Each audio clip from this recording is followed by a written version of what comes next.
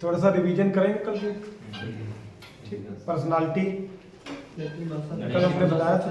तो जो आपका पर्सनालिटी शब्द है ये अंग्रेजी शब्द है, ठीक है, और किस भाषा से लिया गया है? लैटिन भाषा से लिया गया है। और किस शब्द से लिया गया है? लैटिन भाषा के पर्सोना शब्द से लिया गया है। ठीक है, महत्वपूर्ण है। लैटिन आपको याद रखना है, ये पर्सनालिटी का, और आपका यूनानी जो है आपकी साइकोलॉजी की भाषा है। ठीक, ये चीज ध्यान रखना है। हम बार बार इसलिए बता रहे हैं, यही क्वेश्चन पेपर में रखा होगा और आप लोग यही नहीं समझ पाएंगे ये यूनानी है या लैटिन है, उस समय आप कंफ्यूज हो जाएंगे। और कंफ्यूज वही होता है जो आधा अधूरा ज्ञान जिसके पास होता है। मतलब वही वाली बात है, अधजल गगरी छलकत जाए। भाई आधा ज्ञान अगर होगा तो छलकेगा, वो संभाल नहीं पाओगे कि इसको कैसे रोका जाए। तो कहने मतलब साइकोलॉजी अगर आएगा, साइकोलॉजी सब साइको जो वर्ड है आपका, और लोगस बड़ी यूनानी भाषा है। ठीक है, और जो आपका लैटिन शब्द भाषा से लिया गया ये आपका पर्सोना शब्द है, जिसका अर्थ क्या होता है? कृत्रिम चेहरा, मुखौटा, नकाब, ठीक है, या बनावटी चेहरा।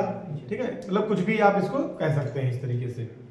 ठीक, आलपोर्ट के अनुसार इसकी परिभाषा की अगर हम बात करें तो वही चीज आगे तुरंत आपके सामने आना चाहिए, मनोदेही गुणों का गद्यात्मक संगठन आलपोर्ट के अनुसार। ठीक है, मन के अनुसार, मन को व्यवहार के तरीकों, रुचियों, क्षमताओं, प्रवृत्तियों के विशिष्ट संगठन का। ठीक, ये चीज याद रखनी। विशिष्ट संगठन अगर याद रहेगा तो आपका ये बिल्कुल क्लियर रहेगा। ठीक है, अंडरलाइन कर लेना इसको। फिर कैटल, अब देखो कैटल जैसे बात आ रही है तुरंत वो गर्म पानी वाली बात आ जाएगी, तो अनुमान लगा पाना संभव बना पाता है। देखिए कितना इजी हो गया। ठीक है, और फिर उसके बाद आपका आइजेक स्थिर और लगी होती तो स्थिर। हाँ, लक्ष्य, बुद्धि, चरित्र, शारीरिक गठन की स्थायी और स्थिर संगठन। ठीक है, ये सब हो गया। Dimension of personality, social, mental और स्पिरिचुअल, और जो है आपका हाँ फिजिकल। ठीक है, ये आपके मुख्य डायमेंशन है। टाइप्स ऑफ पर्सनालिटी की बात करें तो पर्सनालिटी 4 प्रकार की होती है। Type A, type B, type C, type D. Type A वाला व्यक्ति स्पर्धाशील होता है, शीघ्र उत्तेजित हो जाता है, काम में रुचि लेता है। उत्तेजित इसलिए उत्तेजित होने के कारण उसे हाइपरटेंशन की संभावनाएं बनी रहती है। उसके अलावा ये जो है लोगों जैसे जो आपके साथ के जो मतलब अपने समय के साथ जो है संघर्ष करते रहना, इसकी प्रवृत्ति होती है। आपका टाइप ए वाला व्यक्ति जो समय के हिसाब से वो संघर्ष करता रहता है। ठीक है, ये आत्म विवेचनात्मक होते हैं। ठीक है, आत्म विवेचनात्मक होते हैं। क्रोध, शत्रुता, आक्रामकता इनमें सब में कूट कूट कर भरी होती है। ठीक है भाई, गुस्सा आ गया तो जल्दी विचलित हो जाएंगे। क्रोध मतलब क्रोध आ गया या गुस्सा आ गया। ठीक है, शत्रुता है किसी से, घूम के देखेंगे नहीं तो गोली मार देंगे। मतलब ऐसे लोग स्पर्धाशील जरूर, मतलब ऐसे लोग देखते होंगे ना यार पढ़ने में बहुत अच्छा लेकिन शैतान बहुत है, बहुत जो है परेशान करता है, पूरे क्लास को परेशान कर देता है, लेकिन लड़का अच्छा है पढ़ने में। तो उसका रीजन यही, वो स्पर्धाशील है लेकिन क्योंकि भाई उसके अंदर एक्साइटमेंट ज्यादा रहता है, मतलब स्टिमुलेट ज्यादा होता है। वो हर बात को लेकर के नहीं ये वो करना है, कैसे नहीं करना है। तो ऐसे ही अपने खेलों में कुछ ऐसे इस प्रकार के खेल होते हैं जिनमें ऐसे ही लोगों की जरूरत पड़ती है, जैसे खो खो है, कबड्डी है, लॉन्ग जंपर, स्प्रिंटर, थ्रोवर नहीं सॉरी, ये आपके जितने जंपर हो गए, स्प्रिंटर हो गए, आपका खो खो खिलाड़ी हो गए, फुटबॉल खिलाड़ी हो गए, हॉकी खिलाड़ी, मतलब इनके अंदर देखिए चपलता ज़्यादा होती है, एक्टिवनेस बहुत ज़्यादा बनी रहती है, तभी तो ये उन खेलों में उतना अच्छा कर पाते हैं। जो थोड़ा सा लूज होता है शरीर से, देखे होगा ना, मतलब शांत स्वभाव का होगा, थोड़ा लेजीपन, जैसे उसके अंदर आलसपन का दिखता है, तो ऐसे लोग जो है हाँ जो है ऐसे गेम को चूज करते हैं जिसमें ज़्यादा मेहनत ना करनी पड़े, है कि नहीं? ऐसा है, बताओ जो व्यक्ति बहुत लेजी होगा वो खो खो खेल पाएगा? कितनी चपलता की आवश्यकता है। हाँ, उसके अंदर पावर तो भर भर के भरी हुई है। हाँ देखो ना, कबड्डी वाले, सॉरी कुश्ती वाले, वेट लिफ्टर तो नहीं कह सकते, उतना उनका थोड़ा मसल्स का ज़्यादा वर्क रहता है, लेकिन उसके अलावा जो है आपके ये थ्रोवर जो है, देखो खूब पेट और शरीर खूब भारी होता है, बस उनको 2-3 राउंड घूमना है तो फेंक देना है। ठीक है, मतलब ऐसा नहीं है कि उनके अंदर एक्टिवनेस नहीं है, लेकिन उतना ज़्यादा नहीं होता है अपेक्षा जो आपके स्प्रिंटर, थ्रोवर, जंपर और जो है ये होते हैं। ठीक, तो इन सब चीज़ों को ध्यान रखना है, क्योंकि हमको खेल से संबंधित चीज़ें पढ़नी है। तो जो स्पर्धाशील वही व्यक्ति होगा जिसके अंदर उत्तेजना होगी, जो कार्य में रुचि लेगा, एक्टिव रहेगा, हाँ, समय के अनुसार जो है अपने आप को हमेशा वो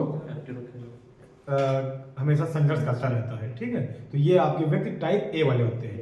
टाइप बी वाले जो व्यक्ति होते हैं वो आपके स्पर्धाशील नहीं होते हैं। टाइप बी वाले जो व्यक्ति होते हैं स्पर्धाशील नहीं होते, शांत स्वभाव के होते हैं, सुस्त निष्क्रिय होते हैं।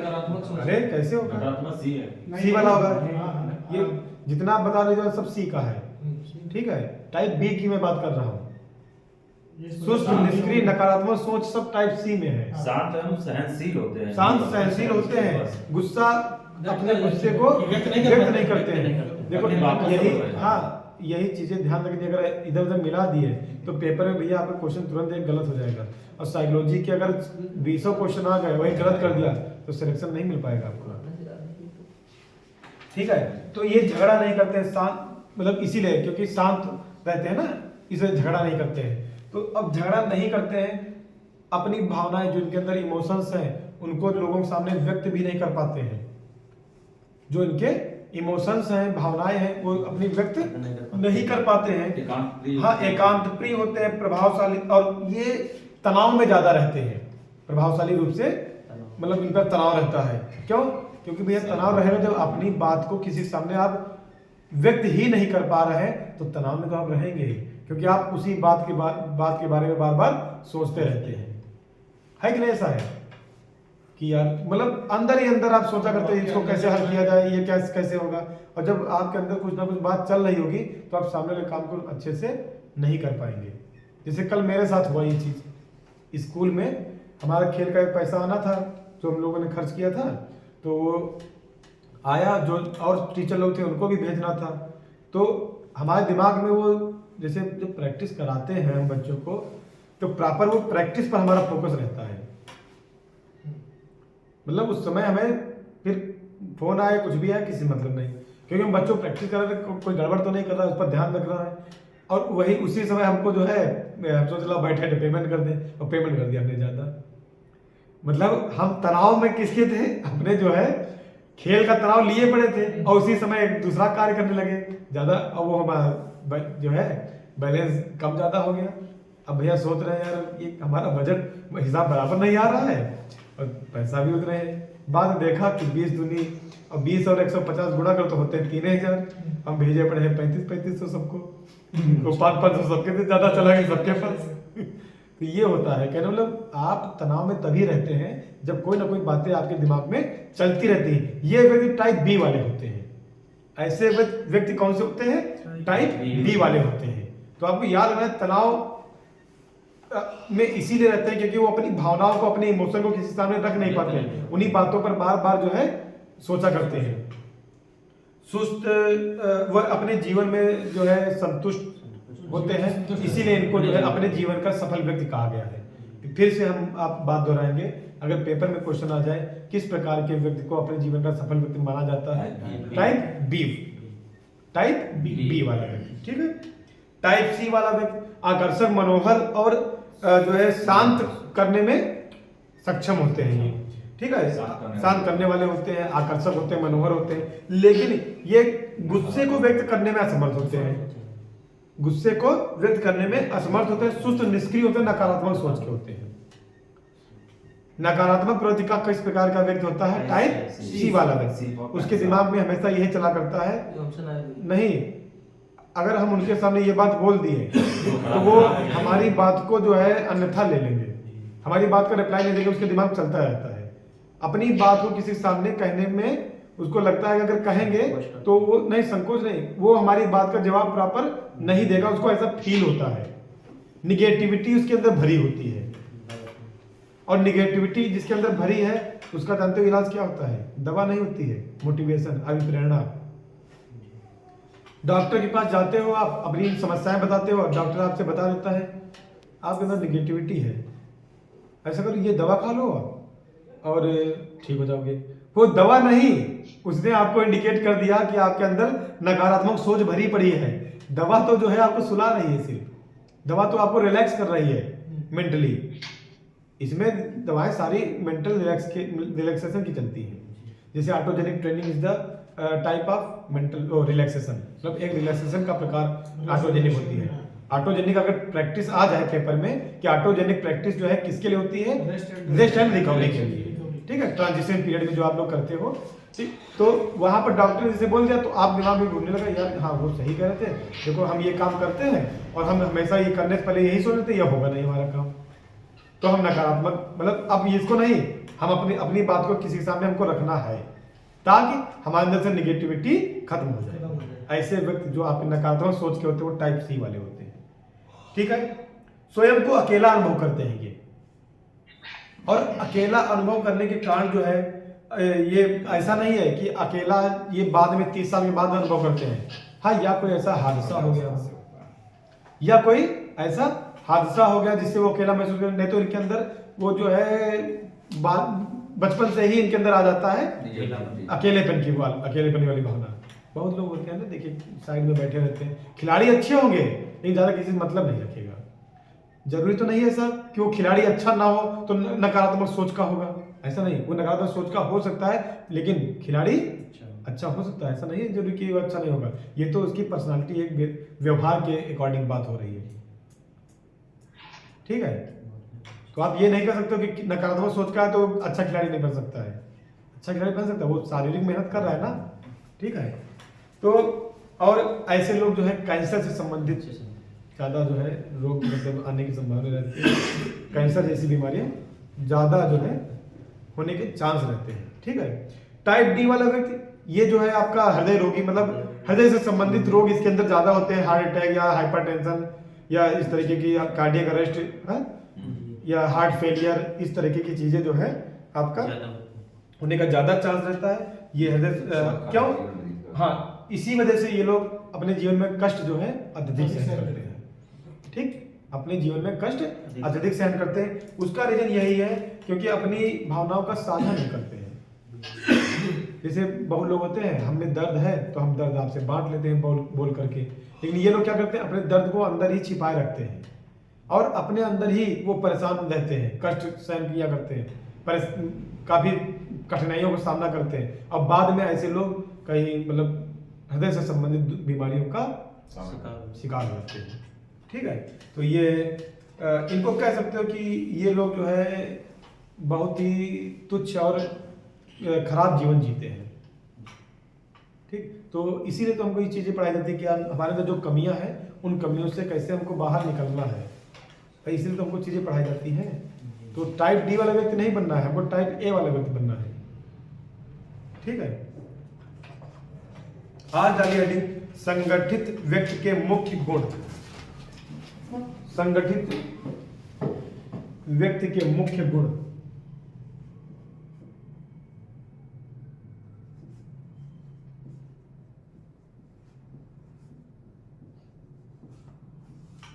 व्यक्ति के मुख्य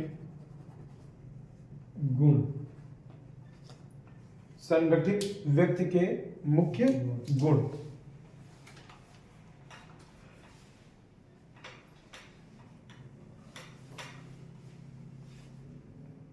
संगठित व्यक्ति के मुख्य गुण लिखिए। संगठित व्यक्ति के मुख्य गुण इस प्रकार होते हैं।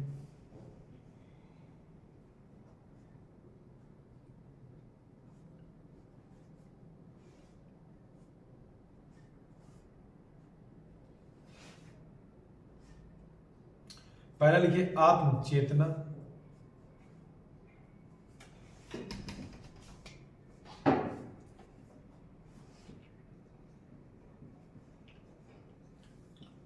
आत्मचेतना पहला है आपका आत्मचेतना। दूसरा है शारीरिक बनावट।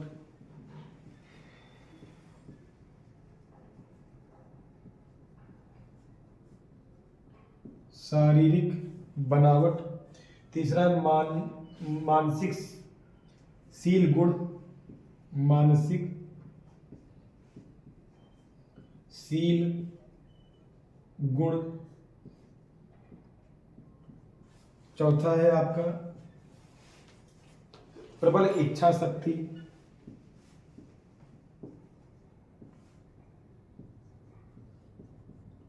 प्रबल इच्छा शक्ति। पांचवा है आपका उत्तम चरित्र। उत्तम चरित्र। छठा है आपका सामाजिकता।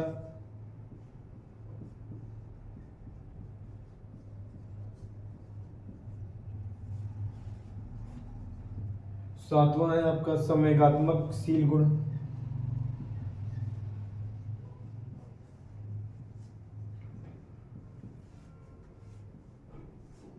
संवेगात्मकशील गुण।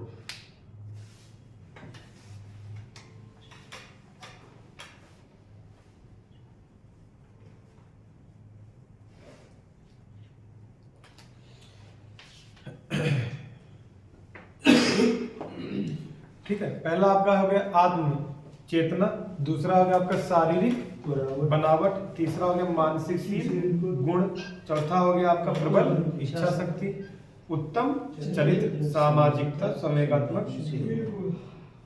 ये आपके संगठित व्यक्ति के मुख्य गुण होते हैं। ठीक है, संगठित व्यक्ति का मतलब होता है जो एक दूसरे के साथ मिलकर चल सके। ठीक है भाई, वही तो होगा। तो जिसके अंदर सारे अच्छे गुण होंगे वही तो जो देखो ना समाज को संभाल पाता है। एक बुरा गुण थोड़ा हम देखते हैं, उसके जब 10 अच्छे हैं तो एक बुरा छिप जाता है। थोड़े बहुत है सब में। हाँ ठीक है। डालिए हेडिंग अब आज से जो है आपका व्यक्तित्व का ही सबसे महत्वपूर्ण टॉपिक चलेगा और इससे आपके 3 से 4 क्वेश्चन रहेंगे। क्लासिफिकेशन ऑफ पर्सनालिटी, व्यक्तित्व का वर्गीकरण। व्यक्तित्व का वर्गीकरण।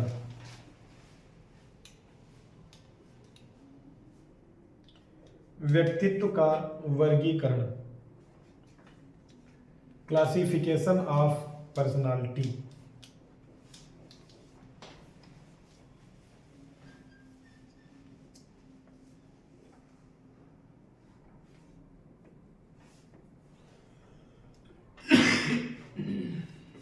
व्यक्तित्व का वर्गीकरण।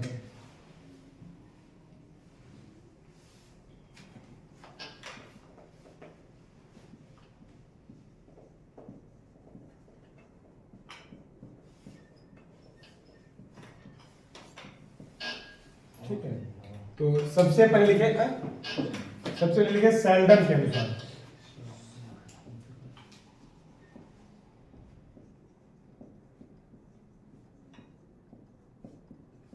सेल्डन के अनुसार, हाँ सेल्डन के अनुसार। ठीक है, तो इसमें लिखिए इन्होंने शारीरिक बनावट के आधार पर वर्गीकरण किया है। इन्होंने शारीरिक बनावट के आधार पर वर्गीकरण किया है। इन्होंने शारीरिक बनावट के आधार पर वर्गीकरण किया है। ठीक है, शारीरिक बनावट के आधार पर वर्गीकरण किया है, बहुत ही ज्यादा महत्वपूर्ण है। सेल्डन ने किस आधार पर व्यक्तित्व का वर्गीकरण किया है? ठीक है, बहुत ही ज्यादा महत्वपूर्ण है ये। सेल्डन ने किस आधार पर व्यक्तित्व का वर्गीकरण किया है? शारीरिक बनावट के आधार पर। ठीक है, शारीरिक बनावट के आधार पर। हाँ, इन्होंने इसमें 1 से 7 अंकों का प्रयोग किया है। कितने अंक किए हैं? 1 से 7 अंक। 1 से 7 अंकों का प्रयोग किया है। इन्होंने इसमें 1 से 7 अंकों का प्रयोग किया है। 1 से 7 अंकों का प्रयोग किया है।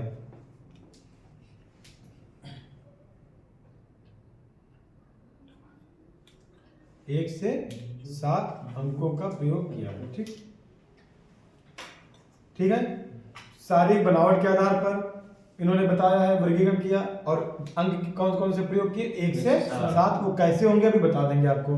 लिखिए, इन्होंने, अब नीचे लाइन से लिखिए, नई लाइन से, इन्होंने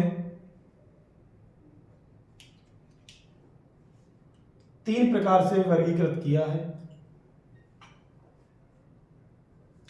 इन्होंने 3 प्रकार से वर्गीकृत किया है। पहला लिख लीजिए, एंडोमॉर्फिक। एंडोमॉर्फिक।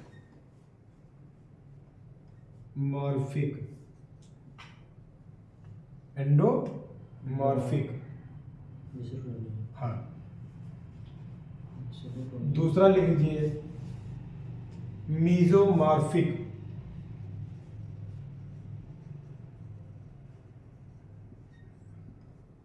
और तीसरा लिख लीजिए, एक्टोमॉर्फिक।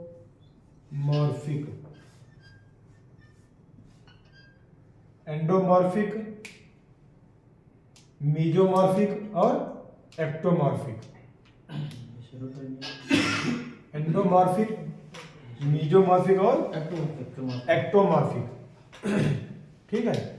फटाफट इसके बारे में लिख लीजिए, फिर समझाते हैं इसको।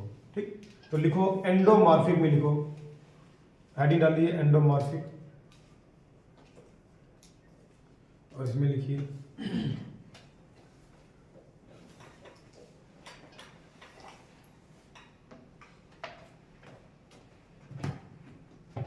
इसे विस्रोटोनिया भी कहते हैं।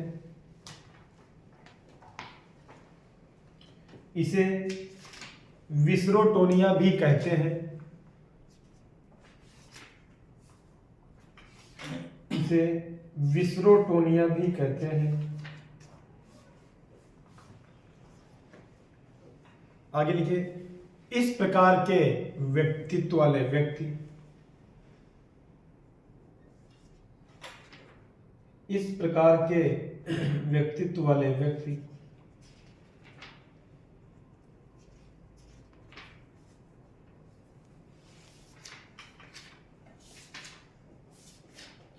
इस प्रकार के व्यक्तित्व वाले व्यक्ति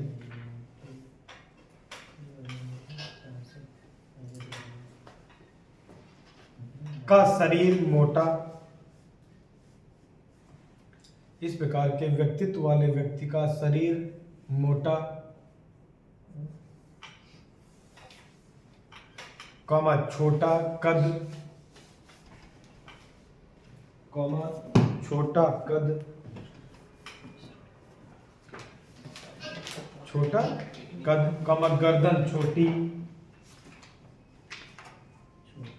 हाँ गर्दन छोटी, हाँ गर्दन छोटी,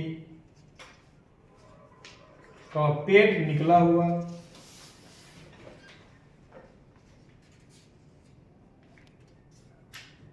पेट निकला हुआ,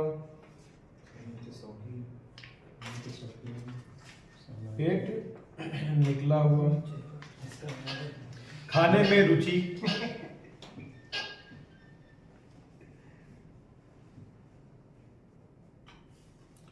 खाने की प्रवृत्ति अधिक होती है। ये खाने में रुचि कह सकते हो, ठीक है। खाने की प्रवृत्ति अधिक होती है, खाने में रुचि कह दो।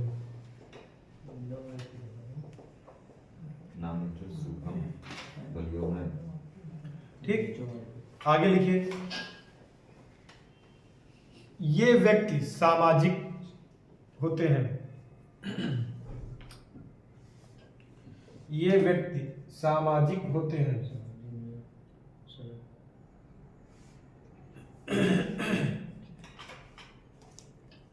ये व्यक्ति सामाजिक होते हैं तथा आराम तलब और मिलनसार भी होते हैं, तथा आराम तलब और मिलनसार भी होते हैं।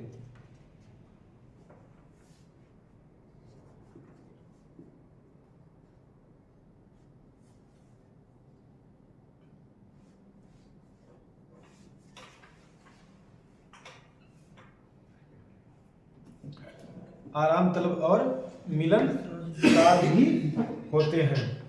ठीक है, तो ये जो आपके व्यक्ति होते हैं,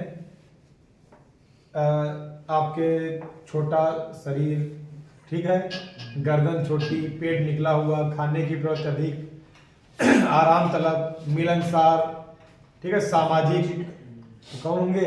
ये सारे नेता होते हैं। राजेश वर्मा। हाँ, 711 इनकी स्केल वैल्यू लिख लो, 711।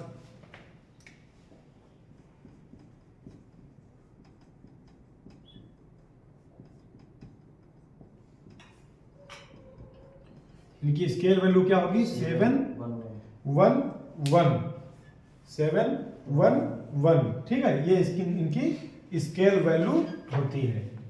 ठीक, देखो ना, मामला इधर से ही जाता है। ठीक, यही चीज ध्यान रखना है।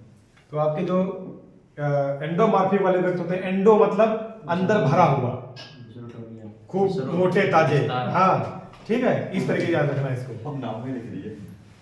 ठीक है, एंडो का मतलब अंदर भरा हुआ है सब, और इस वजह से खूब मोटे ताजे हैं, एंडोमॉर्फिक। हाँ, याद रखना है इसको। ठीक है, नेता वाले लोग जो होते हैं, सामाजिक, देखो नेता जो है मोटा भी होता है, छोटा होता है। ठीक है, आज के नेता की बात नहीं कर रहे हैं, आज के नेता अखिलेश यादव ना ले लेना, हमेशा से। हाँ, वैसे देखो पुराने जितने नेता देखो मोटे, गर्दन छोटी, पेट निकला हुआ, सामाजिक होंगे। हाँ, ठीक है, तो इस तरीके जो है खाने की प्रवृत्ति अधिक होती है। तो आप जो है ऐसे याद कर लो, जैसे आपकी क्लास में कोई मोटा व्यक्ति हो, उसका नाम लेकर के याद कर लो कि ये आपका एंडोमॉर्फिक वाला व्यक्ति है। हमने नाम लिख लिया। हाँ, इंडो भैया। ठीक है, उसका नाम ही रख दो कि एंडो शुभम। हाँ हाँ, ठीक है, आपकी जो क्लास में सबसे जैसे जो वही वैसा ही व्यक्ति ढूंढ लो, या आपके स्टाफ में जैसे कोई हो, स्टाफ में ऐसा व्यक्ति ढूंढ लो, जैसे कोई गुरुजी है, अब उनको गुरुजी का टारगेट कर लो। और जो मोटा होगा उसकी गर्दन थोड़ी लंबी होगी, गर्दन छोटी होगी, जाहिर सी बात है। ठीक है, एंडो का मतलब अंदर भरा हुआ व्यक्ति, मोटा, छोटा, कद छोटा, और जो है सामाजिक होगा, खाने पर ज्यादा होगी। ठीक है, ये सब चीजें ध्यान रखनी है, एंडोमॉर्फिक होगा। ठीक है, इसे हम विस्रोटोनिया, विस्रो मतलब फैलाव, विस्रो का मतलब वही होता है फैलाव, फैला हुआ। विस्रो का मतलब ही होता है फैला हुआ, तो वो व्यक्ति फैला हुआ, इसीलिए इसको विस्रोटोनिया कहते हैं। ये भूलना नहीं है आपको है, एंडो फैला हुआ होगा मतलब विस्रोटोनिया होगा। ठीक है, एंडो का मतलब विस्रोटोनिया। ठीक, फिर लिखिए अब मीजोमॉर्फिक। मीजोमॉर्फिक, इसको हम कहते हैं सोमैटोटोनिया। क्या कहते हैं? सोमैटोटोनिया।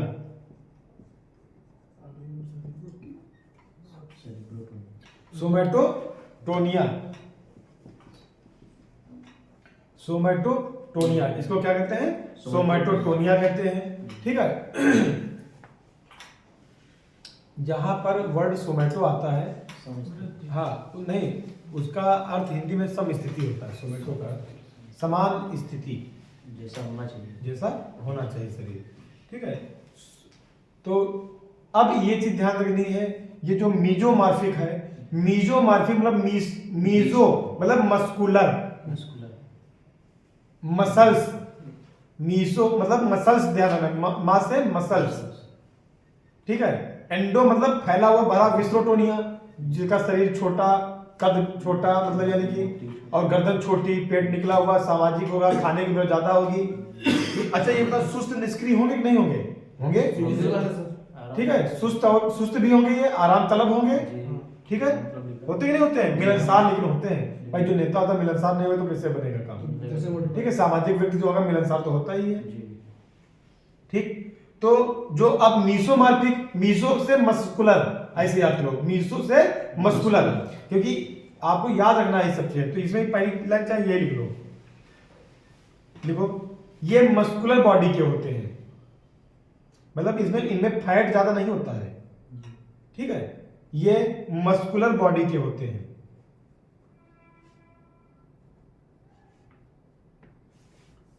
ये मस्कुलर बॉडी के होते हैं। मस्कुलर बॉडी के होते हैं।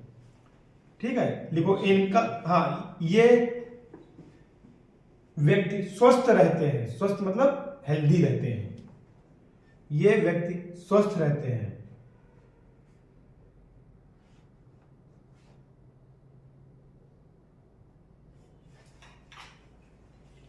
ये व्यक्ति स्वस्थ रहते हैं। आगे लिखिए,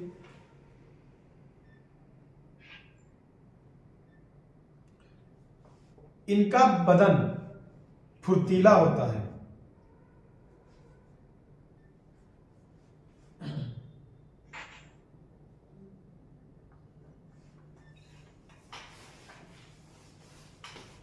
इनका बदन फुर्तीला होता है।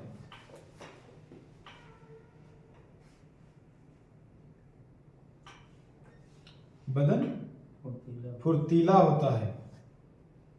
ये साहसी, उत्साही व निडर होते हैं। ये साहसी, उत्साही व निडर होते हैं।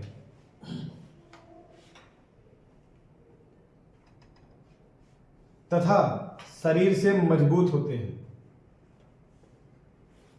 तथा शरीर से मजबूत होते हैं।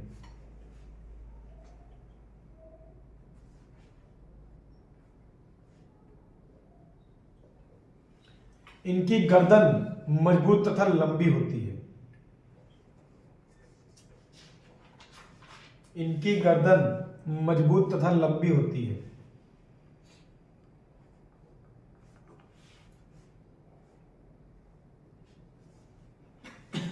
इनकी गर्दन मजबूत तथा लंबी होती है। भैया बताइए, आलपोर्ट के अनुसार पर्सनालिटी की परिभाषा।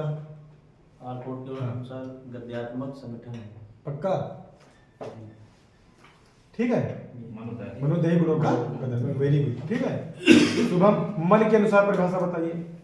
मन के अनुसार हमारी रुचियां, क्षमताएं और प्रवृत्तियां और आपकी का विशिष्ट संगठन है। ठीक ठीक भैया। भैया आप बताइए आईजेक के अनुसार।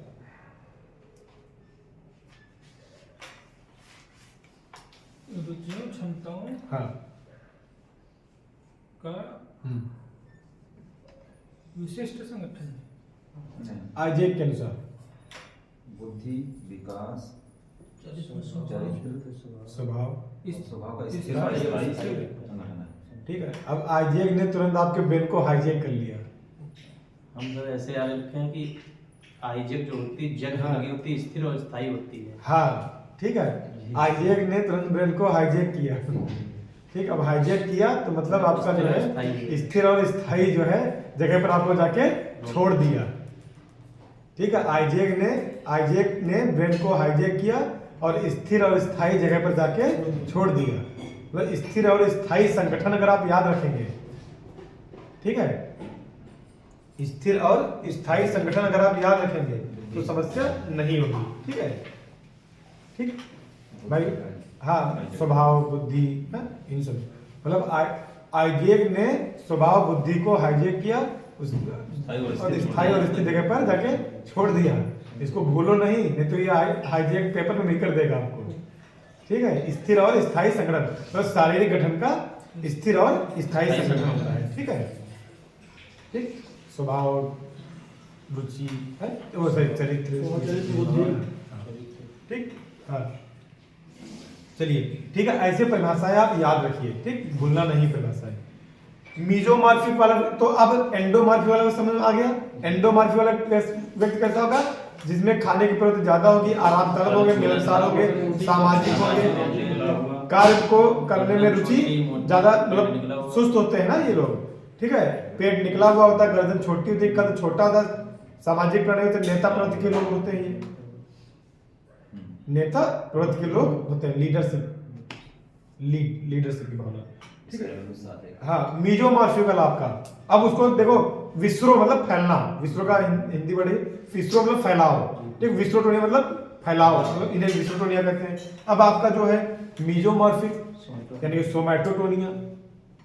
मीजो मतलब मस्कुलर बॉडी, मीजो का मतलब मीसो से मतलब मस्कुलर, मी से मीसोमॉर्फिक मस्कुलर, देखिए दोनों वर्ड साथ में आ रहे हैं, मीसोमॉर्फिक माँ और सा आ रहा है, तो मस्कुलर में भी देखो माँ और सा आ रहा है, तो ऐसे ही आ रहा है। मीसोमॉर्फिक मतलब मस्कुलर बॉडी के होते हैं, और जब मस्कुलर बॉडी के होते तो मजबूत होंगे, स्ट्रांग होंगे, गर्दन लंबी होगी लेकिन मजबूत होगी, ठीक है, सशक्त होंगे, निडर होंगे, उत्साही होंगे, फुर्तीले होंगे, ठीक। ये आपके मीजोमॉर्फिक वाले व्यक्ति होते हैं। इनकी स्केल वैल्यू 171 होती है, बैलेंस होती है ना इनकी स्केल वैल्यू। सोमेटोटोनिया है ना, ये प्रॉपर जो है इनका बैलेंस, शरीर का पूरा बैलेंस रहता है अच्छे तरीके से। तो आप 171 लिख लीजिए।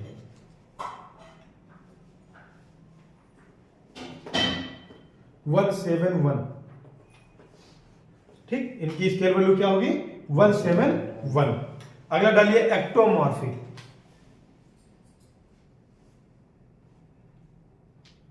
एक्टोमॉर्फिक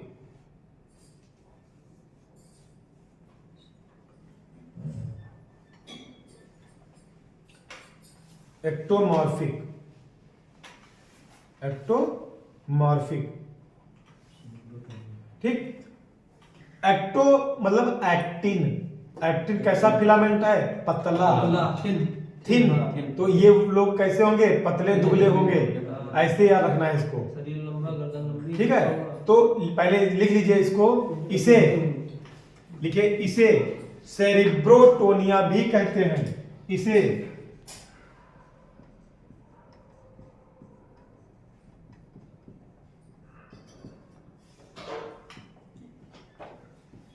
सेरिब्रोटोनिया भी कहते हैं।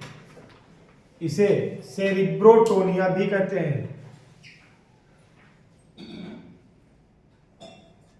सेरिब्रल का मतलब पतला होता है, ठीक है। सेरिब्रोटोनिया भी कहते हैं, ठीक। अब एक्टोमॉर्फिक, एक्टिन पतला होता है। एक्टिन जो फिलामेंट होता है आपका, मस्कुलर कॉन्ट्रैक्शन का फिलामेंट है कि नहीं है? एक्टिन और मायोसिन, ठीक है। एक्टिन और मायोसिन है कि नहीं? तो ऐसे एक्टिन कैसा फिलामेंट है? पतला है, थिन है। तो ये आपका जो है, ये वाले व्यक्ति कैसे होंगे? पतले होंगे, लंबे होंगे, दुबले होंगे, ठीक है। कंधे झुके हुए, लटके हुए, यानी कि वॉलीबॉल प्लेयर। हाँ, ठीक है। तो लिखिए, इनका शरीर लंबा, कौमा दुबला, कौमा पतला। इनका शरीर लंबा, कौमा दुबला, कौमा पतला तथा कमजोर होता है।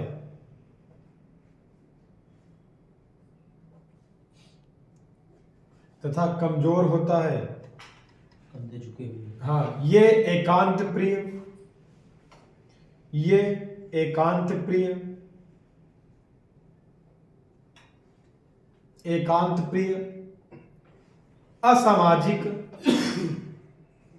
कॉमा लगाते हैं ना, कॉमा, असामाजिक तथा अंतर्मुखी होते हैं। इंट्रोवर्ट होते हैं ये लोग, तथा अंतर्मुखी होते हैं।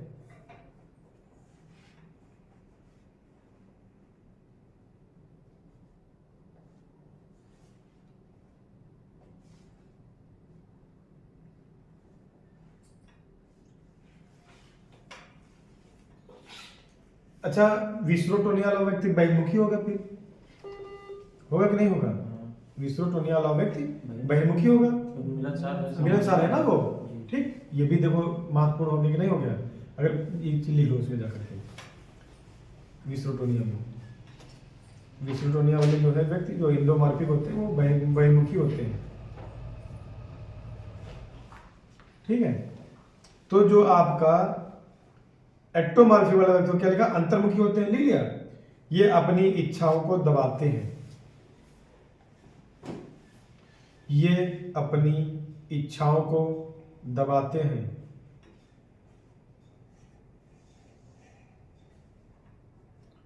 ये अपनी इच्छाओं को दबाते हैं।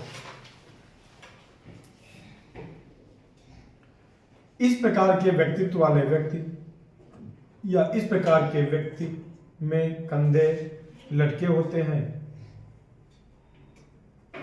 कंधे लटके होते हैं।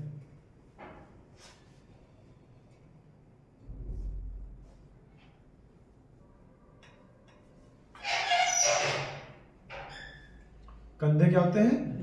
लटके होते हैं। ठीक है, क्लियर ये चीज? कंधे क्या होते हैं? इनके लटके होते हैं। जैसे वॉलीबॉल, वो बास्केटबॉल प्लेयर नहीं देखे शंकर हो? भैया नहीं आते हैं? हाँ, बास्केटबॉल जैसे जो खिलाड़ी होते हैं वो ये इस तरह के लोग होते हैं, लंबे होते हैं, कंधे लटके हुए, झुके हुए। ठीक है, गर्दन पतली होती है। हाँ, गर्दन पतली। हाई जंपर होते हैं, ऐसे हाई जंपर भी देखे होंगे, इसी तरीके के होते हैं। ठीक, तो बताओ कोई दिक्कत इसमें? भाई विस्रोटोनिया वाला जो आपका होगा एंडोमॉर्फिक होगा। तो एंडोमॉर्फिक मतलब मोटा, गर्दन छोटी, पेट निकला हुआ, खाने की बहुत ज्यादा, सामाजिक, मिलनसार। ठीक है, ये आपके विस्रोटोनिया हो गए। मीसो मतलब मस्कुलर, मतलब मजबूत शरीर के, स्ट्रांग सशक्त, निडर। ठीक है, और स्वस्थ, बदन फुर्तीला। हाँ, ये सब उनके अंदर होगी क्वालिटी। इनकी गर्दन लंबी और मजबूत होती है। स्केल वैल्यू याद रखनी सबकी। पहले की स्केल वैल्यू 711, दूसरे की एक साथ एक बैलेंस होगी, और तीसरे की एक साथ हो जाएगी। जो एक्टोमॉर्फिक होगा इसकी स्केल वैल्यू एक साथ हो जाएगी, पतला है ना, तो देखिए ना, उसी तरीके से स्केल वैल्यू भी होगी। ठीक है, तो सेल्डन ने कितने प्रकार से बताया? 3 प्रकार से वर्गीकृत किया है। हाँ, शारीरिक बनावट वेरी इंपॉर्टेंट, शारीरिक बनावट के आधार पर किया है। एक और इन्होंने अंकों का प्रयोग किया है। हाँ, अंकों के हिसाब से इन्होंने मतलब अंकों को लिख करके दर्शा दिया कि ये व्यक्ति ऐसे होते हैं। ठीक है, तो ये आपके जो व्यक्ति हो गए, जो आपका एंडोमॉर्फिक 711, मीजोमॉर्फिक 171, और एक्टोमॉर्फिक 117। ठीक, अब डालिए डी क्रैस्मर का वर्गीकरण। क्रैस्मर का वर्गीकरण।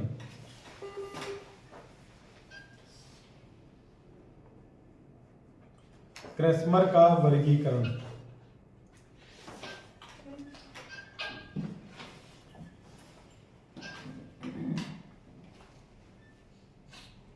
क्रैस्मर का वर्गीकरण लिखो। इन्होंने शारीरिक ढांचे के आधार पर वर्गीकरण किया है।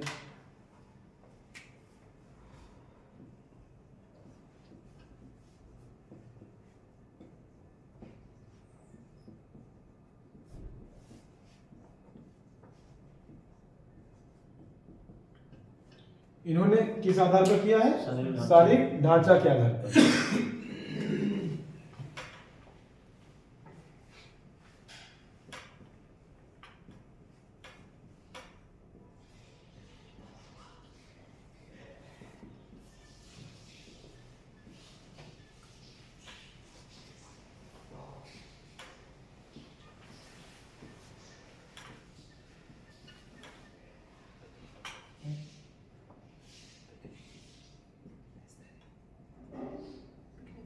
किया है। ठीक है, तो इसमें पहले, हाँ, शारीरिक ढांचे के आधार पर किया है। तो पहला जो आपका हो जाएगा क्या हो जाएगा? पिकनिक। दूसरा क्या हो जाएगा आपका? अस्थैनिक।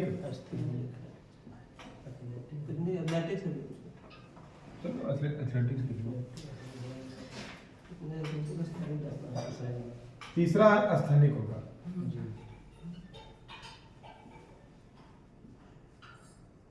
और चौथा डायप्लास्ट।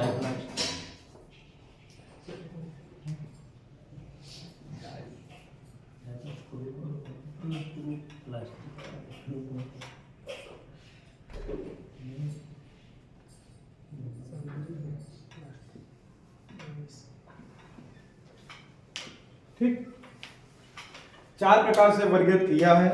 आपका पहला हो गया पिकनिक, दूसरा हो गया एथलेटिक, तीसरा अस्थैनिक, और चौथा डायप्लास्ट।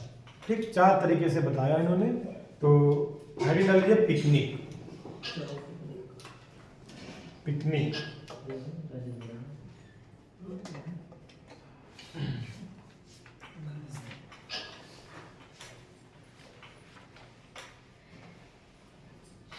लिखिए, इस प्रकार के व्यक्तियों ले लो, इस प्रकार के व्यक्तियों का कद प्रायः छोटा होता है। से विंडो की तरह। इस प्रकार के व्यक्तियों का कद प्रायः छोटा होता है। व्यक्तियों का कद प्रायः छोटा होता है।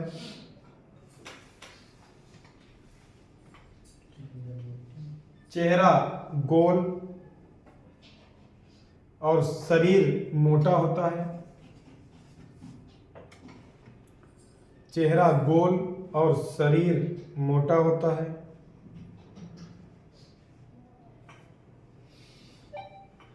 ऐसे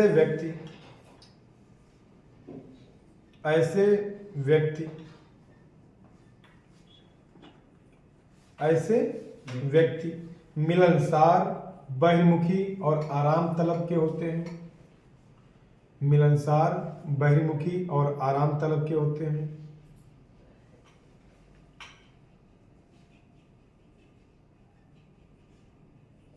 मिलनसार, बहिर्मुखी और आराम तलब के होते हैं। ठीक, दोबारा बोल दें? लिखो, पिकनिक वाले वर्ड में लिखो फिर से।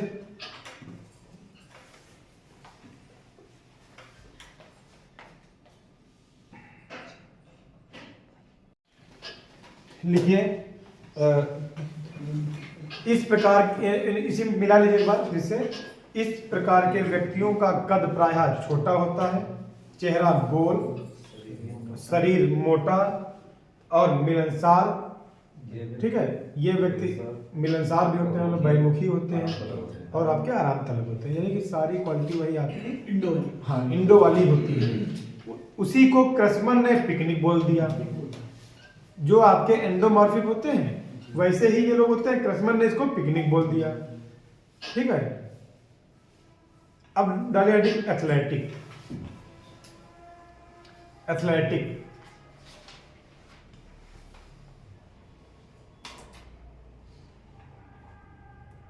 एथलेटिक में लिखिए, इन व्यक्तियों का शरीर बलवान यानी कि मजबूत। इन व्यक्तियों का शरीर मजबूत तथा बलवान होता है।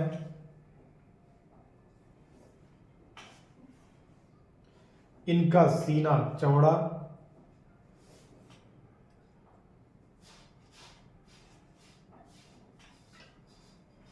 शरीर का विकास, संपूर्ण विकास, कॉमा लगा लेना, सीना चौड़ा कॉमा शरीर का संपूर्ण विकास। शरीर का संपूर्ण विकास कॉमा चुस्त एवं फुर्तीले होते हैं। कॉमा चुस्त एवं फुर्तीले होते हैं। चुस्त एवं फुर्तीले होते हैं। ठीक है, तो ये देखिए, दिक्कत कुछ नहीं। इसको हम ये नहीं कहेंगे आपसे रटिए, रटना नहीं है। आप रट लीजिए एंडो, मीजो और एक्टो को। उसी का सेम ये है। जो मीजोमॉर्फिक वाले व्यक्ति होते हैं उन्हीं की क्वालिटी इनमें होती है, वो एथलेटिक होंगे आपको। मतलब बस लोगों ने अपने अपने तरीके से बोल दिया है उसको। किसी ने उसको एथलेटिक बोल दिया तो किसी ने उसको मीजोमॉर्फिक बोल दिया। ठीक है, फिर लिखिए अस्थैनिक। अस्थैनिक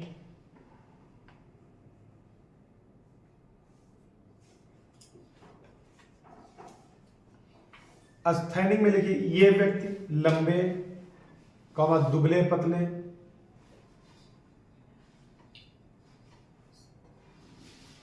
लंबे कॉमा दुबले पतले कॉमा एकांत प्रिय कॉमा आत्म केंद्रित, एकांत प्रिय कॉमा आत्म केंद्रित,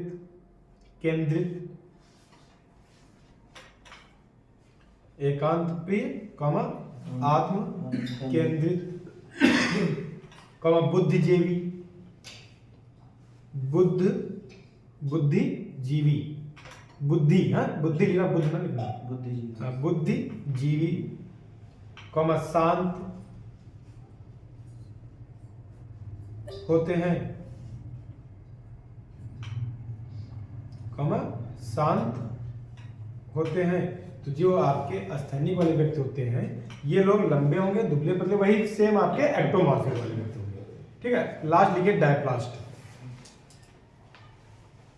डायप्लास्ट इसमें लिख लीजिए इस प्रकार के व्यक्तित्व वाले व्यक्ति कुरूप होते हैं। कैसे होते हैं? कुरूप। रूप रंग इनका बेकार होता है, काले कलूटे कजला है?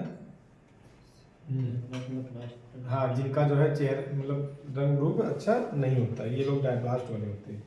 रंग रूप से मतलब सिर्फ ये नहीं कि काले कलूटे हैं तो ठीक है, मतलब कहने का ये है कि उनका शरीर का जो बनावट है वो प्रॉपर अच्छा नहीं होता है। ठीक है, इस तरीके के। तो बताइए इसमें कोई दिक्कत? भाई आप वही याद कर लीजिए सेल्डन का। अब देखिए इसको ऐसे याद रखना है, अगर पेपर में आ जाए कि ये क्रेसमर ने व्यक्तित्व का वर्गीकरण कितने प्रकार से किया है?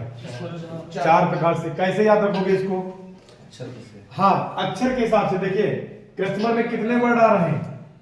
1 2 3 4। बताइए क्रेसमर में कितने वर्ड आ रहे हैं? देखो 1 2 3 4, तो 4 प्रकार से कर दिया। सेल्डन में कितने आ रहे थे? 3 1 2 3, तो 3 प्रकार से कर दिया। ऐसे याद रखने की ट्रिक है ये। वैसे भूल जाओगे आप लोग कि सेल्डन में पिकनिक वाला था या क्रेसमर में मीजोमॉर्फिक था। सब एक में मिला दोगे। अभी तो 2 ही हुए हैं तो अलग अलग लग रहा है। अभी जब 10वीं ठावर हो जाएंगे तो कहोगे ये तो गड़बड़ है मामला पे। अभी 10वीं इसमें 10वां आ जाएंगे। ठीक है, तो आपको ऐसे याद रखना है। जो क्रेसमर में देखो 4 अंक है तो 4 प्रकार से कर दिया, मतलब किया, ऐसे याद रखना है। ठीक, सेल्डन में 3 है तो 3 प्रकार से किया है। ठीक, ये ट्रिक है, ये नहीं कि 4 अक्षर नाम है तो 4 प्रकार से कर देंगे, ये ना समझना है। ये ट्रिक है याद रखने की। ठीक है, डायडिक युंज का वर्गीकरण। हाँ, जुंज कहीं कहीं पर लिखा जाता है। कभी युंग लिखा है। हाँ, युंग भी कहीं कहीं लिखा है। युंज लिख लीजिए, सही वर्ड है ये, युंज का वर्गीकरण।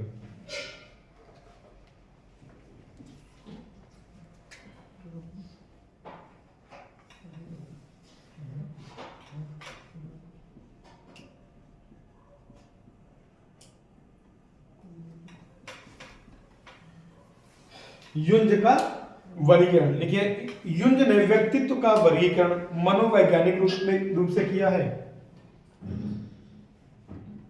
युंज ने व्यक्तित्व का वर्गीकरण मनोवैज्ञानिक रूप से किया है।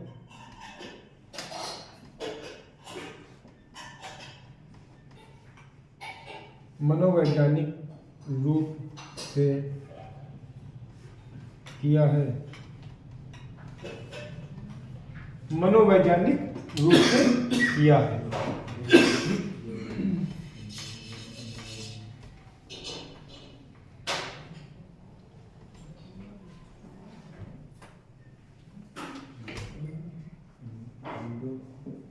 युंज ने व्यक्तित्व का वर्गीकरण किस प्रकार से किया है? मनोवैज्ञानिक रूप से। पेपर में क्वेश्चन आ जाए तो आप लोग घबराइएगा नहीं, टिक कर देना कि क्रेसमर ने किस प्रकार से वर्गीकरण किया? शारीरिक ढांचा के आधार पर, उन्होंने बनावट के आधार पर, सेल्डन ने शारीरिक बनावट के आधार पर, और युंज ने मनोवैज्ञानिक रूप से किया। ठीक है, तो लिखिए इन्होंने 3 प्रकार से वर्गीकरण किया है। इन्होंने 3 प्रकार से वर्गीकरण किया है।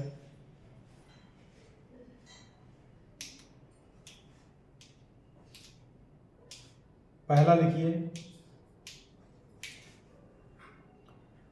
लिखिए अंतर्मुखी। अंतर्मुखी इसे हम इंट्रोवर्ट कहेंगे।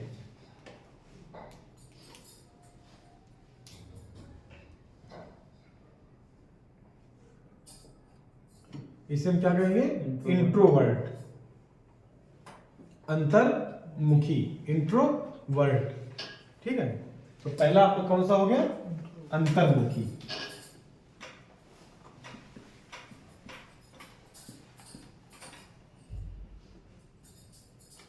दूसरा कौन सा हो गया? बहिर्मुखी।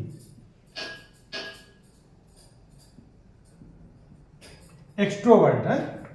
और तीसरा कौन सा हो गया? उभयमुखी, एम्बिवर्ट।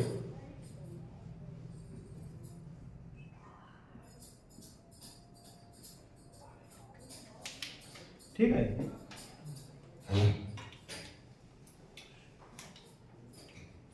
ठीक, तो ये आपका यूज ने जो है 3 प्रकार से किया, इंट्रोवर्ट, एक्सट्रोवर्ट और एम्बिवर्ट। ठीक, तो अंतर्मुखी हेडिंग डाल लीजिए, अंतर्मुखी हेडिंग डाल लीजिए।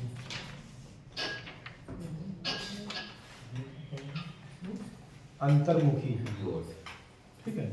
लिखिए इसमें, ये व्यक्ति एकांत प्रिय व आत्म केंद्रित, एकांत प्रिय व आत्म केंद्रित, आत्म केंद्रित, कॉमा चिंतन, कॉमा चिंतन, कॉमा कल्पनाओं और विचारों में खोए रहते हैं, कॉमा कल्पनाओं और विचारों में खोए रहते हैं। ये व्यक्ति आदर्शवादी होते हैं। किस प्रकार के व्यक्तित्व वाले व्यक्ति आइडियलिज्म टाइप के होते हैं? इंट्रोवर्ट। ठीक है, अंतर्मुखी वाले। हाँ, आदर्शवादी होते हैं। यही सब देखो क्वेश्चन आ जाते हैं पेपर में, और आप लोग कहते हो ये तो पढ़ा नहीं, लेकिन जब आप पढ़े होंगे तो आप ये नहीं कहोगे पढ़ा नहीं, क्लियर होगा आपका बिल्कुल। ठीक है, हाँ, आइडियलिज्म, आदर्शवादी होते हैं। ठीक, क्लियर है चीज। अब डालिए हेडिंग बहिर्मुखी। भाई अच्छा ये बताइए, आप इंट्रोवर्ट जैसे जो आपके वैज्ञानिक लोग नहीं होते हैं, वैज्ञानिक लोग होते हैं आत्म केंद्रित चिंतन करने वाले, चीजों पर विचार करने वाले, हाँ, वो मन ही मन चीजों को रटा करते, मैथ वाले जो मैथ के स्टूडेंट होते हैं, मैथ के साइंस में मतलब साइंस वाले जो स्टूडेंट होते हैं वो ऐसे होते हैं, इंट्रोवर्ट ही होते हैं वो ज़्यादा। तो देखो ना, सवाल दिन भर लगाए करते हैं, जो अच्छा पढ़ने वाला होगा, वैसे तो पढ़ने वाले मैथ तो हम लोग पढ़े हैं सब लोग। ठीक है, ठीक, तो ये आप कैसे होंगे? एकांत प्रिय होंगे, आत्म चिंतन करने वाले होंगे, आत्म केंद्रित होंगे, कल्पनाओं और विचारों में खोए रहते हैं, हमेशा कल्पना किया करते हैं। ठीक है, विचारों में खोए रहते हैं, ये ऐसे होगा, ये ऐसे होगा, ये गणित दिन भर उनकी चला करती है। ठीक, ये आपके कौन हो गए? इंट्रोवर्ट। तो युंज ने जो है 3 प्रकार से वर्गीकरण किया। अब मनोवैज्ञानिक क्या तरीके से किया, उसमें पहला आपका इंट्रोवर्ट हो गया, दूसरा आपका है बहिर्मुखी यानी कि एक्सट्रोवर्ट। लिखो बहिर्मुखी, एक्सट्रोवर्ट। ये व्यक्ति दूसरों में रुचि लेते हैं, ये व्यक्ति दूसरों में रुचि लेते हैं।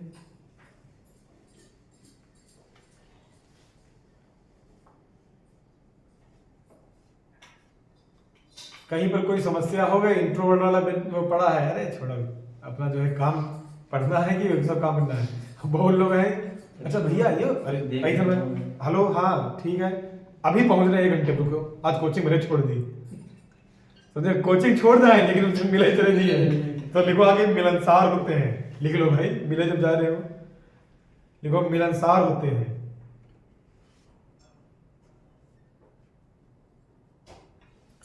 मिलनसार होते हैं, सामाजिक होते हैं, सामाजिक होते हैं और दूसरों की मदद करते हैं, और दूसरों की मदद करते हैं।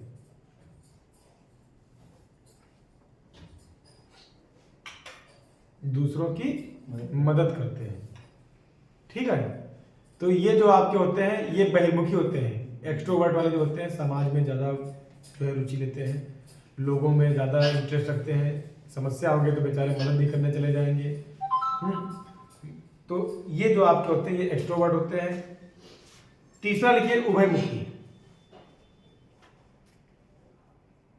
और इसमें लिख लो इनमें दोनों का समावेश होता है। मतलब इंट्रोवर्ट और एक्सट्रोवर्ट दोनों जिसमें जिसमें जो है आपके वो होते हैं, वो आपके होते हैं उभयमुखी। इसमें लिखे दोनों का समावेश होता है।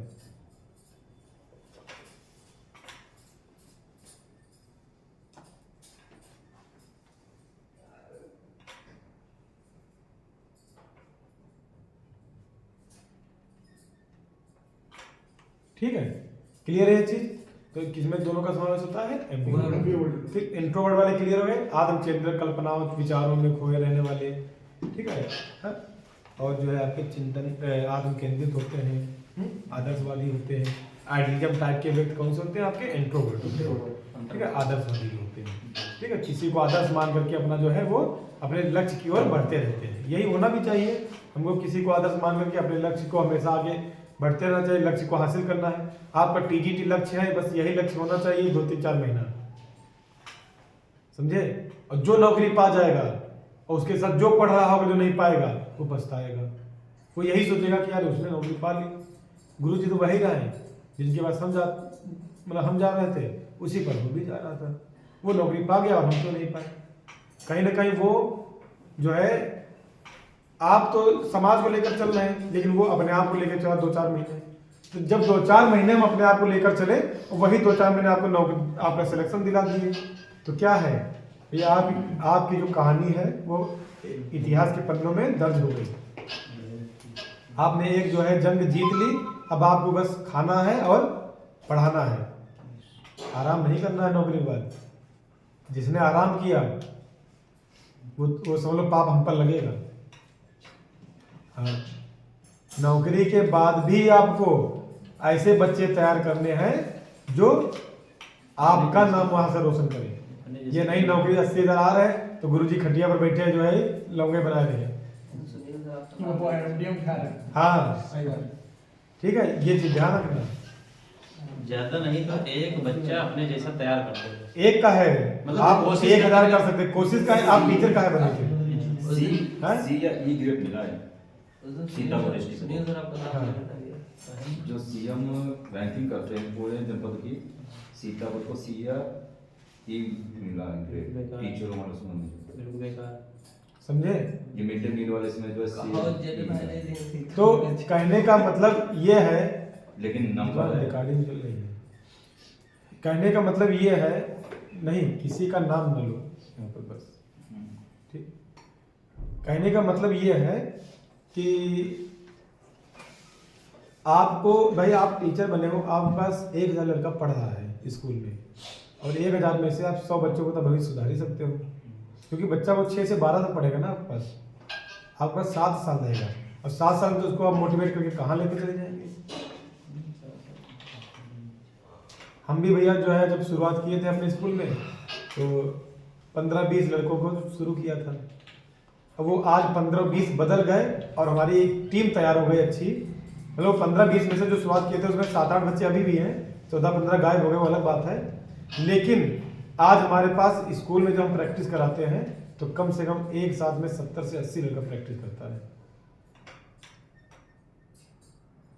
और ये भी नहीं कर सकते, कम से कम 40 लड़के ऐसे हैं जो स्टेट प्रतियोगिता में प्रतिभाग कर चुके हैं। भाई अभी लास्ट करंट में हम तो क्वार्टर फाइनल से बाहर हुए थे, लेकिन अगले बार प्रयास रहेगा कि क्वार्टर फाइनल से भी आगे निकल कर जाए। अभी तो ये होता था जिले पर हम हार जाते थे और जिला मंडल हमसे कोई जीतता नहीं है। तो ऐसा क्यों है? मतलब हमको नौकरी पाके बैठना नहीं है, सिर्फ नौकरी पाने के बाद भी अपने कर्म को करते रहना, क्योंकि आपकी पीढ़ी पर उसका प्रभाव ना पड़ पाए। अगर आप आलस करेंगे स्कूल में तो उसका प्रभाव आपकी पीढ़ी पर पड़ेगा। ये सत्य बात है, ये बात मेरी आज नोट कर लेना आप लोग। अगर आप स्कूल में लापरवाही कर रहे हैं बच्चों के लिए, किसी अन्य माँ बाप के बच्चों पर उनको नहीं पढ़ा रहे हैं, तो आपके बच्चे कभी नहीं पढ़ पाएंगे। ये बात सत्य है। क्यों? क्योंकि आप उन पर भी सख्ती नहीं कर पाएंगे, क्योंकि आपका तरीका बदला होगा सख्ती करने का। आप बच्चे पर सख्ती नहीं करेंगे, आप बच्चे को मेंटली डिस्टर्ब करेंगे आप, क्योंकि आपको तरीका नहीं पता कि हमको कैसे बच्चों को डील करना है। आप टीचर हो, आपके पास ऐसी ऐसी कलाएं होती हैं कि एक नहीं 1,00,000 बच्चे आपके सामने इकट्ठा हो सकते हैं आकर के। आपके अंदर जो है टैलेंट वैसा होना चाहिए। भाई खान सर हैं, बड़े बड़े, देखो ना उनको क्यों लोग पढ़ते हैं जा करके, लोग क्यों उनके गुणगान गा रहे हैं, इसलिए तो गाते हैं क्योंकि उन्होंने बच्चों के लिए किया है। अगर अपने लिए करते होते तो भैया वो भी 2-4 घंटे पढ़ा करके पूरा दिन आराम करते।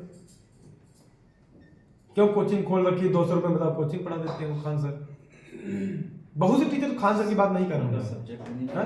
वो है अलग मानने। हाँ जो भी सर चाहे उसके वही बताओ, ऐसे ऐसे लोग पढ़े हैं, 200 रुपये पूरी पूरी हिंदी दे देते हैं।